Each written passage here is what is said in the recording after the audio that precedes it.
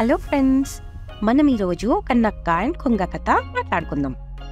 అయితే ఒకరోజు నక్క ఉండి కొంగని కొంగ కొంగ మా ఇంటికి డిన్నర్కి రావా అని అడుగుతుందంట. సరే అని చెప్పేసి కొంగ కూడా ఒప్పుకుంటూ వెళ్ళిపోతుంది. వెళ్ళిపోయినాక నక్క ఏం చేస్తుంది తెలుసా? ఫుడ్ అంతా ప్రిపేర్ చేసి ఒక ప్లేట్లో పెడుతుంది. పాపం కొంగకేమో ముక్కు చాలా పొడుగ్గుంటుంది కదా, అస్సలు తినలేదు, చాలా కష్టపడుతుంది. బట్ నక్క జుత్తులు మారింది కదా, అమ్మయ్య ఫుడ్ అంతా నాకే మిగిలిపోయింది అని చెప్పేసి ఫుల్ హ్యాపీగా ఫీల్ అవుతుంది. బట్ కొంగ మాత్రం సాడ్గా ఏం తినకుండా వాళ్ళ ఇంటికి వెళ్ళిపోతుంది. దాని తర్వాత ఒక రోజు ఈ జిత్తులు మారినక్క మళ్ళీ కనిపించి, అమ్మో కొంగ, నువ్వైతే మా ఇంటికి వచ్చి తింటావు కానీ మీ ఇంటికి రమ్మని పిలవవా అని చెప్పేసి అంటదనమాట వెటకారంగా. సో అప్పుడు కొంగ ఏమనుకుంటది, ఈ నక్కకి బుద్ధి చెప్పాలి అని అనుకుంటది. అనుకొని సరే ఈ సాటర్డే మా ఇంటికి వచ్చేసేయి అని చెప్తుంది.